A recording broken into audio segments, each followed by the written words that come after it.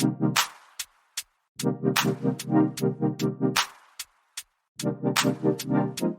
going on, everybody, and welcome to the Other Side of the Firewall podcast. We talk about the latest and greatest of cybersecurity news, as well as we highlight those movers, shakers, and glass ceiling breakers. Those people of color have made it to the other side of the proverbial firewall. My name is Ryan Williams, and as always, I'm joined by Shannon Tynes. What's up?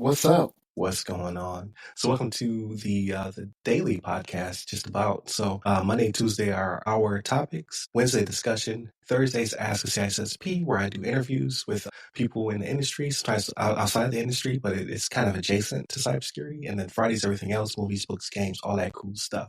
But without further ado, I give it to Shannon. All right, everybody. So this article comes from Reuters.com by Raphael Satter.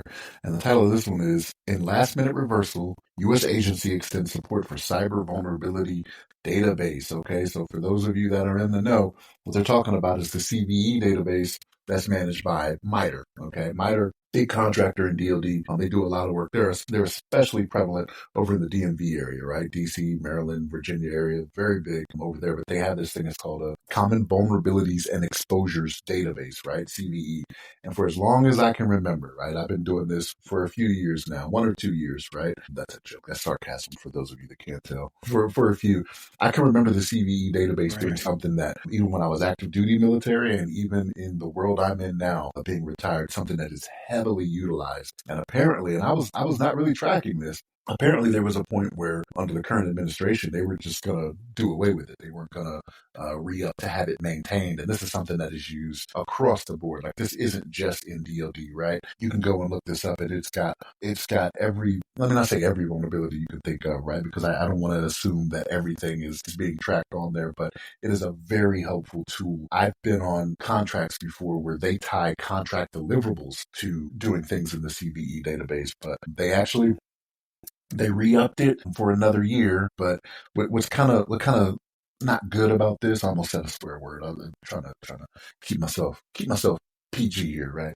What's kind of sucky about this is that this is tied to a lot of stuff, and this is one of the things that, like I said, people use this as the basis for doing different types of patching and remediation for things that are out there, and just being made aware of what's going on. I even have it, like, to this day, there's some stuff I subscribe to where I see, what's going on with CVE and what can happen. But again, so much has been tied to it. But the fact that it's going away has been avoided, at least for the next 11 months, right? But the fact that it's tied to MITRE and tied to one entity like this, they've started the plan going forward to say, hey, we need to make it to where it's not tied to a contract that is paid out through DoD. Like, let's try to make it to where it's more of a non-profit funded, and if whatever organization decides they don't want to use it, it doesn't have to go away, right? It's kind of like the uniforms in the military, right? When somebody says they don't want to wear a specific uniform that everybody else is wearing, right? You don't have to worry about everybody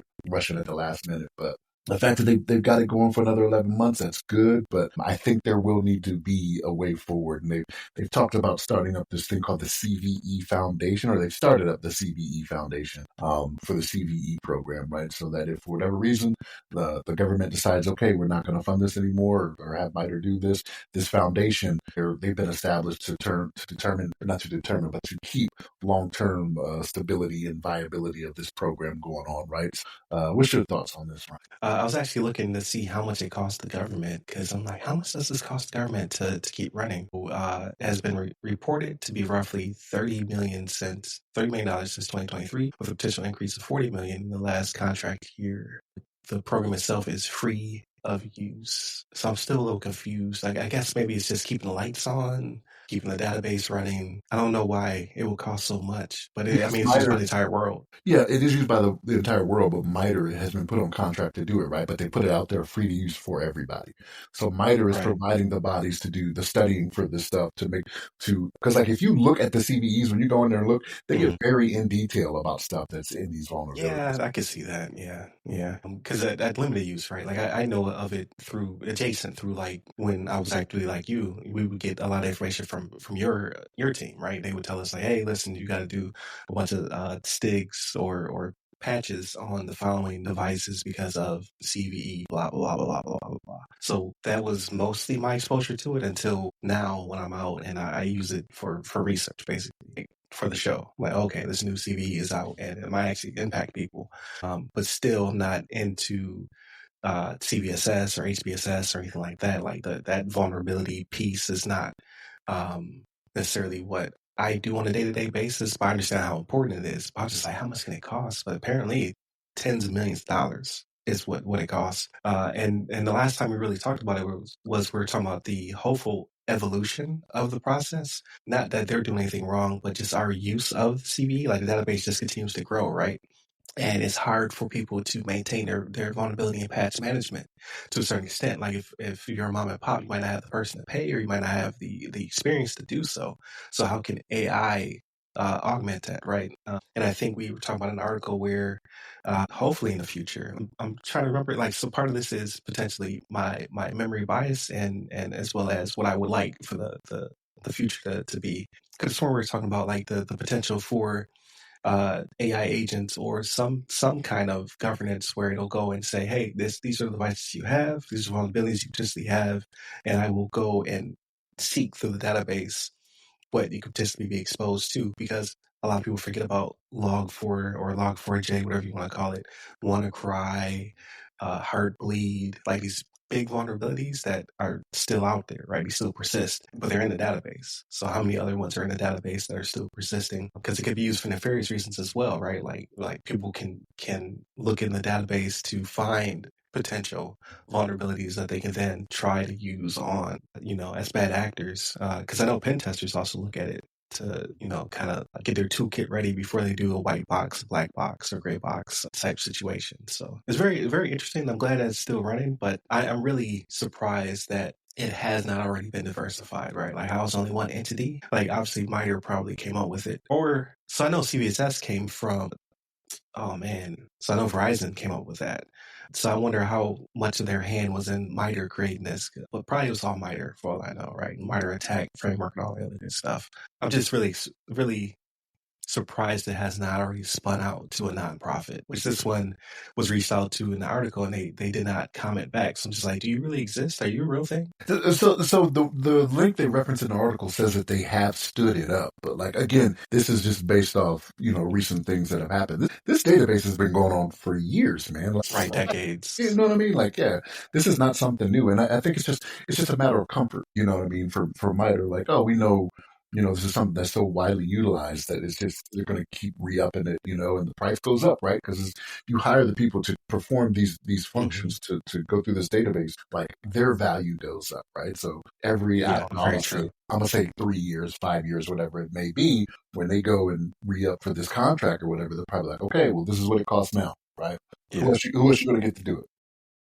Right, right. So I'm glad they listened to reason, but I think in the next 11 months they have to come up with a new plan because you just never know how politics affect everything. So the entire world was dependent on this database, and they almost sunsetted it just because they're going for cost cutting measures and things of that nature. So hopefully they figure out some way of spinning it out to protecting it, so to speak, right? Because there's certain entities like Congressional Library. Like, what's the one I'm forgetting off the top of my head? The one that makes sure they have a copy of the internet. Library of Congress or something like that's what it Is is. is that in the Library of Congress as well? Congress, I think, is where it's at. I thought maybe not. Yeah, but there's certain things that we have to keep running, and you just can't control politics all the time, right? And it's second and third order effects. So I think this needs to be spun out as well, just to protect us for the future. Because then they're going to be like, oh, well, we should just create another one. No, we don't always have to reinvent the wheel. Sometimes it's cool, but in this case, if it ain't broke, don't fix it type situation. And I can't really find too many cons, except for now it costs a lot. It's pretty top heavy. But here's the thing: even at that cost, like we have to think of where it is, what it's woven into, and the purpose that it serves, right? Like I hate to say the cost of doing business, right? Because that's not what the federal government is or the DoD is. It's not a Right. business, right? Despite what people may think. But even so, like even when we have like IAVAs, IAVs, right? IAVBs, that stuff ties back to the CVEs, right? Like it's not like it's wholly a different thing altogether, right? You'll Right. go look through the IAVAs or items, and you'll see, oh, ties to CVE, blah blah blah blah blah blah. So like we're so entrenched in it, and it does serve a good purpose. It is not wasteful. Is the thing, right? It's not like this is wasteful spending that Right. that the current administration is seeking out. Yeah, and it's always good to have things that are under our purview, right? So this is owned by America in this way. But when you do things like this, like you scare people into the 11th hour, then that's when they start to diversify. Like we right now we still own the internet pretty much, right? All the major nodes are here in the States.